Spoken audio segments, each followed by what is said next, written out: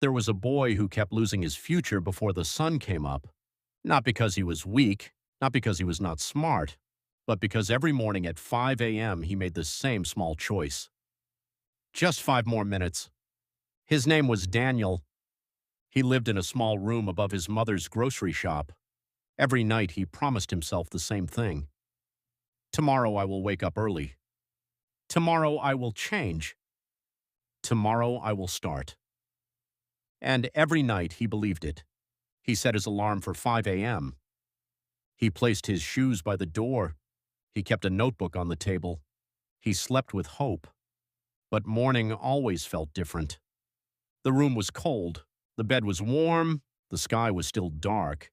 And the alarm sounded like pain. Daniel would open one eye, look at the clock, and whisper the same lie. I still have time. He needed to wake up early to study for a scholarship test. If he passed, he could help his mother and build a better life. He knew that. But knowing is easy at night. Doing is hard in the morning. So day after day, he slept. Then he rushed through the day feeling heavy. He watched other students move ahead. He watched his mother carry boxes alone. He watched his dream grow smaller. Still every night he said, tomorrow. One morning, while opening the shop late, Daniel saw an old man sitting outside on a wooden chair. The man came every week. He wore a faded brown coat, and in his hand he always held the same old pocket watch. Its glass was cracked, its chain was rusted. That morning the old man looked at Daniel and smiled. You are late again, he said softly. Daniel forced a smile. I'm trying, he said. The old man opened the watch and listened. Tick, tick, tick. Then he said, this watch is older than you, but every morning it still keeps its promise. Daniel laughed a little. It's just a watch. The old man nodded. Yes, and you are a human, so you should be stronger than a watch. Daniel said nothing. Then the old man handed him the pocket watch. Keep it for 1 week, he said. Why? Daniel asked. So you can hear what you keep wasting. That night, Daniel placed the watch beside his bed. The room was quiet, very quiet, but the watch was not. Tick, tick, tick. It was a small sound, but somehow it felt loud. It sounded like chances closing, like life moving without him. Daniel turned over and covered the watch with a shirt. Still he could hear it, tick, tick, tick. The next afternoon, his teacher called him after class. Daniel, she said, the scholarship test is this Saturday at 6 a.m. If you are late, the doors will close. No second chance. Daniel felt his stomach drop. Saturday, 6 a.m. No second chance. That night he was serious, really serious. He put water by the bed. He set 3 alarms. He asked his mother to wake him.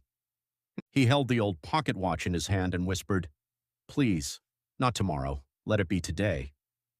But habits are strange. They feel small at first. Then one day they are strong enough to hold your whole life. Saturday came. The alarm rang at 5 a.m. Daniel woke up. He looked at the time. He had 1 hour, enough time. But his body felt heavy. His eyes burned. And a voice inside him said, rest a little. You need it. He closed his eyes, just for a moment. When he opened them again, sunlight was on the wall. His heart froze. He grabbed his phone. 6:23 a.m. He jumped up and ran. No breakfast, no bag, no breath, and only fear. When he reached the school gate, the doors were locked. The test had already started. Daniel stood there, shaking, staring at the chance he had begged for. But the chance did not look back. He sat on the steps outside, and for the first time he did not blame sleep. He did not blame the cold room. He did not blame bad luck. He blamed the one thing he had protected for too long, his delay. A little later, he heard slow footsteps. It was the old man. He sat beside Daniel and placed the pocket watch in his hand one last time. Do you hear it now? He asked. Daniel nodded, tears in his eyes. Tick, tick, tick. Yes, he whispered. The old man looked ahead and said, Most people think life is ruined by one big failure, but often it is ruined by one small delay repeated many times. Daniel lowered his head. Then the old man said, 5 a.m. was never your enemy. The real enemy was the voice that said, later. Those words stayed with Daniel, not because they were loud, but because they were true. The next morning, the alarm rang at 5 a.m. He still wanted to stay in bed. He still wanted to say, tomorrow. But this time he heard the watch in his mind. Tick, tick, tick. So he stood up, slowly, sleepy, not motivated, just honest. And that was the beginning. Not success, not glory, just one true step. In real life, many of us are like Daniel. We are not lazy because we do not care. We care deeply. That is why failure hurts. That is why pressure feels heavy.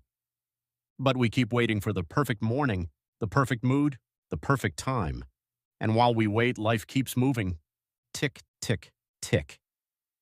If this is your struggle, do not promise yourself a whole new life overnight. Just make one small promise. When the alarm rings, sit up. That is step 1. Then do 2 minutes of the thing you keep avoiding. Read 1 page, write 1 line, put on your shoes, open the book. Start small, but start now. Because the hardest part of 5 a.m. is not waking up. It is defeating the lie that says your life can wait. It cannot. The future does not disappear all at once. It disappears in minutes. So protect your minutes. One day they will become your life. And if this story touched your heart, like, share, and subscribe for more stories like